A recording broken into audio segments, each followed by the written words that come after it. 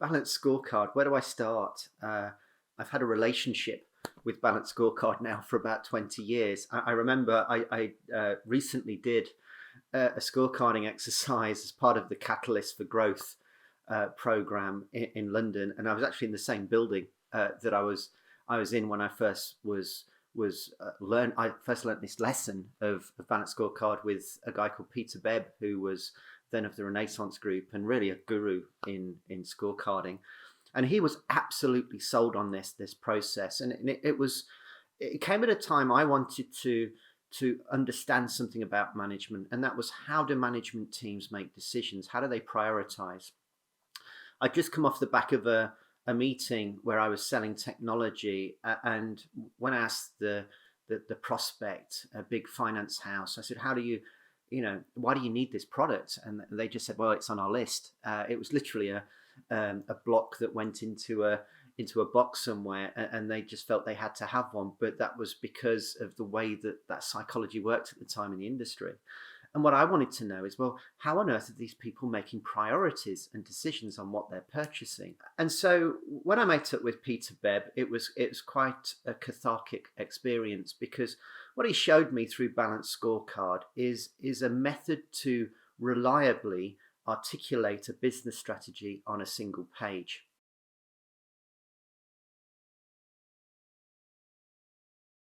The way it does that is by asking a few very obvious questions about the business in such a way that anybody can answer the questions.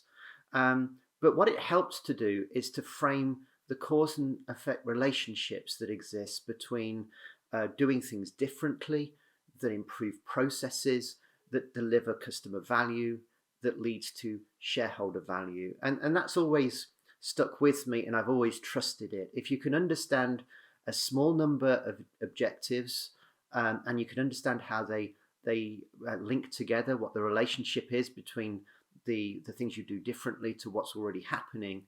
Um, that's really powerful, and it means you can always come back to it and review it, adapt it. But you can also measure it, and things don't happen in business unless you can measure the outcomes of them. It's just not taken seriously. So a lot of these things that are pivotal to your strategy, they're quite difficult to measure, but equally, you've got to recognize that you do need to measure them.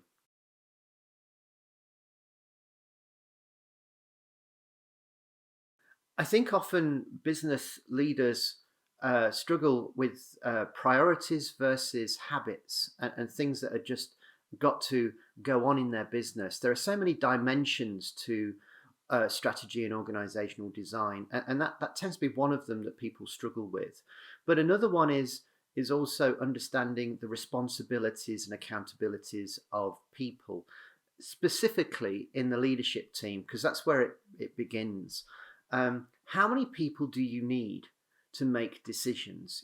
What decisions do you need to make? So a key role for me of the Balanced Scorecard process is to shape those portfolios, to understand which people are responsible for which business outcomes. And if you don't set those portfolios up correctly, all that happens is, as the departments grow, as the organization matures, you end up in a situation where essentially managers are focused around their department outcomes more than the business outcomes that they need, and that's hugely dangerous. It just doesn't create the business outcomes that you're looking for, because of all these kind of petty squabbles that start to happen between departments. I've even had situations in my life as a bit of a change agent and disruptor, where I've come to the table to see a boss that I was working for at a particular time in a corporate, and I'd be saying, "Look, this is going to change your customer value. It's going to change your opportunity for growth."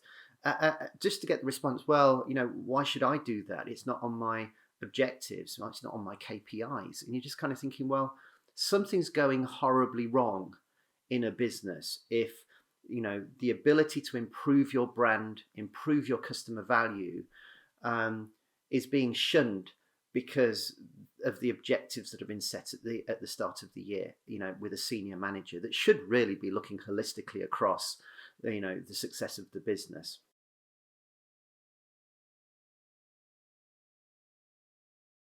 it gives you a steering wheel to manage your business. It gives you clarity over a small number of objectives that are critical to the success of that business. And it also gives you a journey plan to know, if we do these things, this small list of things differently, it's going to result in the customer value and the outcomes for shareholders that we're all looking for. And that allows people to buy into it. But I think also it's important to get the safeguarding right, because ultimately, when you're developing a strategy and a scorecard for a company, it's easy for them to assume, as a group of people, what the customers value, and those assumptions can be hugely dangerous and distracting and derailing. So it's really important to make sure that you're understanding what the customers want.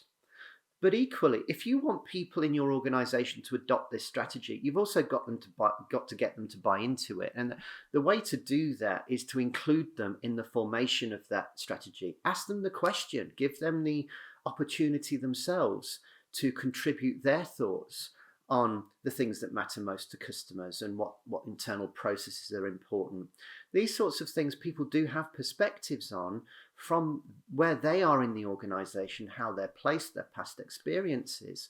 And they want to bring all of that to work, and they want to feel part of an organization that's contributing to the planet, to society, to community, and that they can contribute to that organization.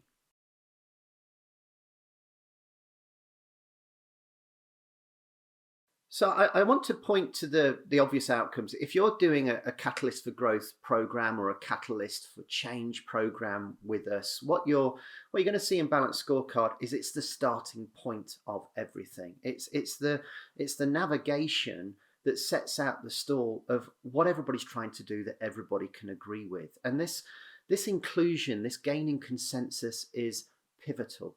Because it means that everybody's on the same page and it's all been agreed. Everybody's had the opportunity to participate in the formation of this strategy. It's one strategy, it's not a dozen strategies.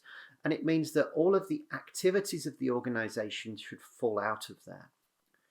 And there's a massive economy to this as well, because if you are doing that, if you have only actions that you're doing that relate to those objectives, there's an obvious question that says, if I'm doing something that isn't in that framework, why on earth am I doing it? And more to the point, why aren't I outsourcing it if it's something that's non-core to my business?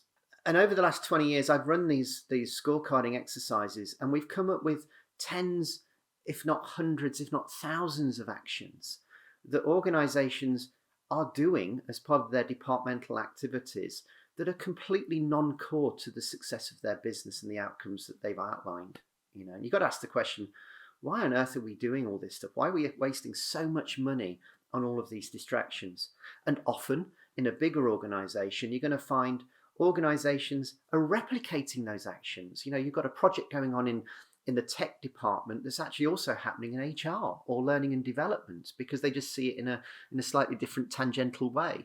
So getting this stuff sorted out saves a lot of time, it saves a lot of costs, it gets more inclusion, it gets more energy in the business. It sets out the stall of what it is you've got to do to be successful. And then you can set out your plan as to how you're going to achieve that. Now, the three areas that we look at Tomlin&Co are change and behavior. How do you get the experience for customers and your stakeholders that is important? How do you get that behavior change right? I know Otto Scharmer, in his book, which is called Theory U, he talks about how organizations, he was a farmer, and he used to look out at a field and see when the corn's growing, it's not just the corn that you should be looking at, but the health of the soil. And in organizations, the health of the soil is everything. I know that from the amount of organizations I've consulted for and with. And when you realize that, you start to look at these challenges with a different lens. You're kind of thinking about, what do we have to do? But again, why are we doing it? Let's step back. And I think, that points to this whole concept of mindfulness and thinking about what you're doing before you're doing it. I always think, 'cause I used to play a lot of chess when I was a kid. Um, when you're looking at a chessboard, you've got somebody making a move, but then you've got that psychology that's saying, but why are they making that move? But then you can go a step further back than that and actually ask the question, well, yeah, why are, what's their mindset in order to make that move? What sort of person are they? And I think if you're doing these activities for organizations, you've got to take those steps back as you're building your strategy.